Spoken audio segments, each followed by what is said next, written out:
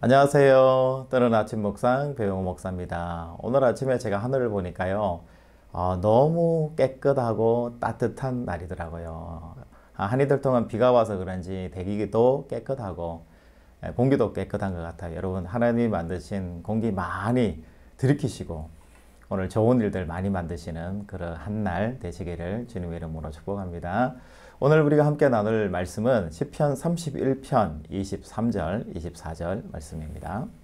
너희 모든 성도들아 여호와를 사랑하라. 여호와께서 진실한 자를 보호하시고 교만하게 행하는 자에게 엄중히 갚으시느니라. 여호와를 바라는 너희들아 강하고 담대하라. 아멘.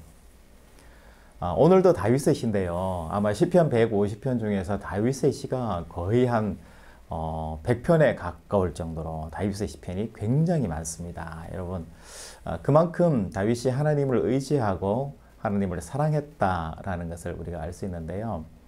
오늘 말씀을 이렇게 쭉 묵상을 해보면 대적이라는 말이 나오고 원수라는 말이 나오고요. 친구, 이웃들에게 자기가 힘들었다, 고난을 당했다라는 표현들이 많이 나와요. 그러면서 하나님께 자기가 피했다. 하나님은 나의 산성이시고 요새가 되신다라는 것을 시편에서 곳곳에서 표현을 하고 있어요. 그만큼 이 다윗이 현재 처한 상황이 힘들고 어렵고 고난의 상태, 그리고 자기의 자존감이 막 바닥으로 떨어지는 굉장히 어려운 상황 가운데에서도 하나님을 붙잡고 있다. 이렇게 생각하시면 될 것 같아요. 성경 곳곳에 나와 있는 이 다윗의 모습을 보면 여러분 다윗은 굉장히 열정적인 사람이었다라는 것을 알 수 있어요.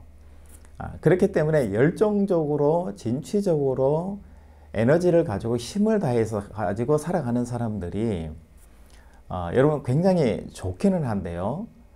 다시 한번 생각해 보면은 그분들이 굉장히 외로울 것이다. 그리고 힘이 들 것이라는 것을 알 수가 있어요. 왜냐하면 지도자로서 뭔가 사건에 대해서 빨리 캐치하고 알고 보고 그것을 이끌어 나가는 존재이기 때문에 상대적으로 좀 둔감한 사람들에 비해서 잘 보이고 먼저 이 일을 발견하게 되고 알고 진취적으로 이끌고 나가고 좋은 열매를 또 내는 사람들이기 때문에 굉장히 힘들 수 있다라는 걸 이야기하는 거예요. 상대적으로 그렇기 때문에 다윗에게는 적이 굉장히 많다라는 것을 생각해 보게 되죠.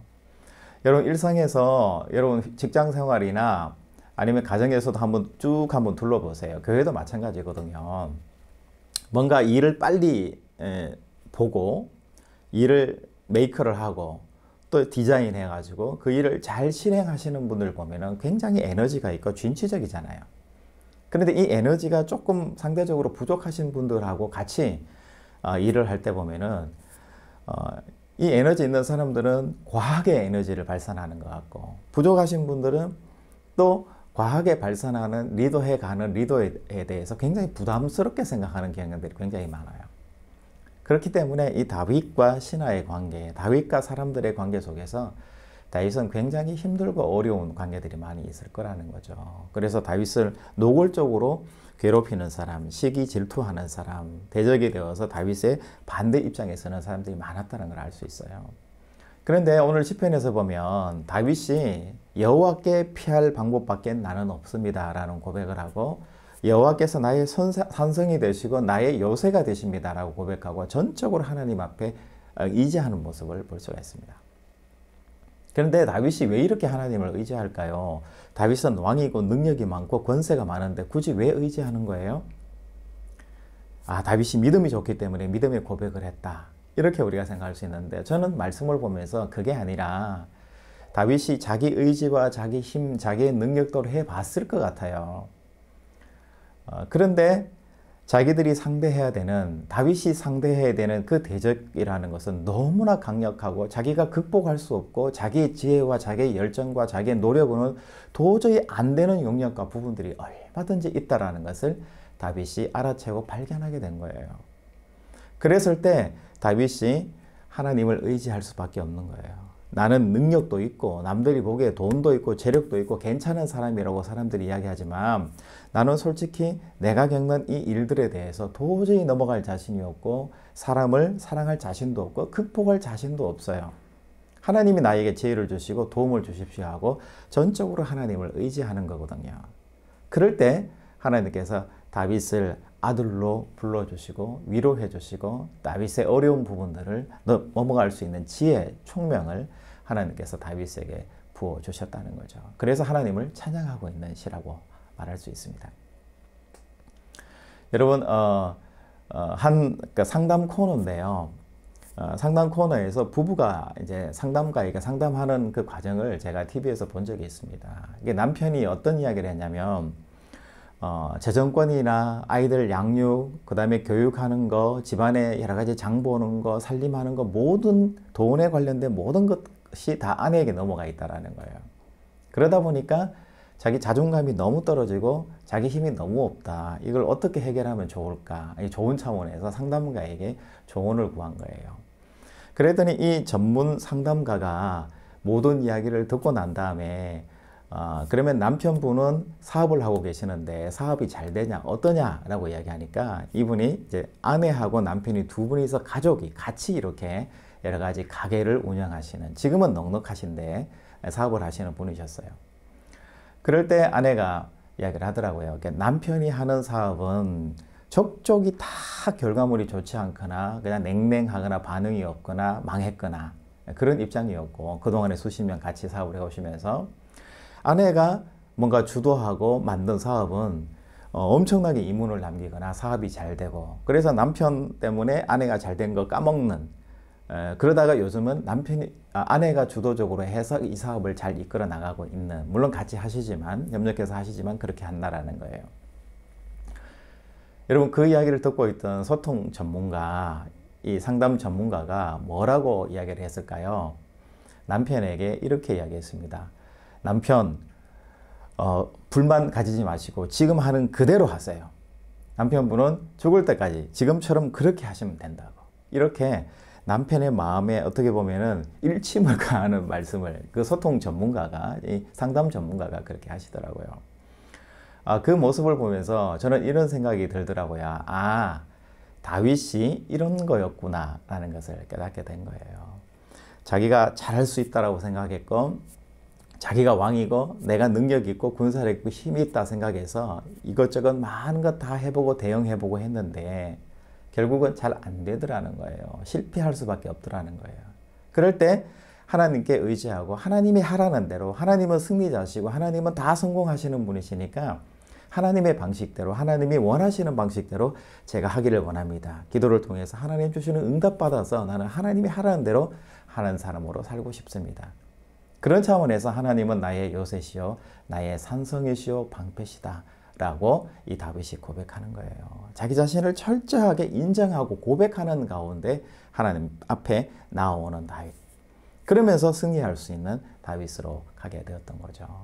여러분, 우리가 우리 자신들의 자존감과 자신감, 능력치들이 바닥으로 떨어질 때 남들은 인정해주는 위치에 있고, 남들이 공부할 만큼 나도 공부했고 실력이 있다라고 생각했는데 잘 되지 않을 때, 그럴 때 우리가 어떻게 해야 될까? 다윗이 하나님을 의지했던 것처럼 여러분, 나보다 더 잘하는 사람, 나보다 더 훌륭한 사람을 의지하시면 되는 거예요. 그리고 도움을 받으시면 되고요. 그 도움을 통해서 내가 더 좋은 자리로 가겠다라는 결심을 하시고 그렇게 인정하시고 배워나가시면 어제보다는 내가 조금 더 나은 사람으로 갈 수 있는 우리 자신이 될 수 있다는 거예요. 여러분, 무너진 자존감, 요즘 자신감, 여러분의 많은 생각들이 있잖아요. 결국은 다윗이 하나님을 의지했듯이 여러분들도 나보다 더 나은 사람, 나보다 더 훌륭한 사람, 나를 더 키워줄 수 있는 가치의 책들, 이런 수고와 노력을 통해서 결국은 여러분 자존감과 자신감이 올라가는 거예요. 그냥 내 고집 피운다고, 나는 왜 아주냐, 내 욕심 부린다고, 내 자리 찾느라고 그렇게 한다고 해서 내 자존감이나 내 능력과 내 실제가 올라가지는 않습니다. 절대로 올라가지는 않고 오히려 더 내려오게 돼요. 자, 여러분, 그런데 다윗이 자기의 이 자존감, 자존심 이런 것들을 다 무너뜨리면서까지도 하나님을 의지하잖아요. 여러분, 하나님이 나의 산성이다, 방패이시다라는 거, 자기를 내려놓고 철저하게 하나님을 인정하는 것이잖아요. 바로 하나님에게서 배우겠다는 자세고, 하나님이 나에게 도움을 주시면 그 도움으로 말미암아 내가 더 성장하고 싶다라는 이 다윗의 고백이라는 것을 우리가 알 수가 있는 거죠. 여러분, 우리가 조금 더 나은 선택을 하기 위해서는 어떻게 해야 될까요? 내 자리, 내 자존심을 이야기하면 성장하지 않습니다. 그런데 내가 어떤 더 나를 성장시키는 책을 보든지, 누구와 대화를 나누든지, 나보다 훨씬 더 훌륭한 분야의 훌륭한 지식을 가진 사람과 대화를 해서 나의 생각을 고쳐먹든지, 새로운 방향을 주도해 줄 수 있는 어떤 것들을 내가 가지든지, 그렇게 해 나갈 때 우리 자신들은 더 성장할 수 있고 더 나아지는 거고요. 그것들을 통해서 자존감이 올라오는 거고, 자신감도 올라오는 거고, 나의 열매도 훨씬 더 좋은 열매를 맺을 수 있다라는 사실입니다. 여러분, 다윗은 하나님을 의지했습니다. 믿음이 좋아서 하나님 저 도와주세요, 이게 아니에요. 자기 자신을 내려놓고 하나님 말씀 안에서 하나님이 주시는 지혜를 통해서 내가 도움받고 훈련받아서 하나님의 방식대로 내가 살겠습니다는 철저한 자기 포기예요. 자기 권리 포기 내려놓음이에요.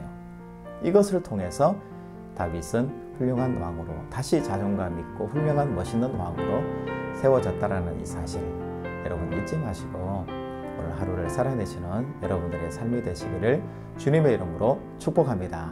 여러분, 내일 또 뵙겠습니다. 샬롬.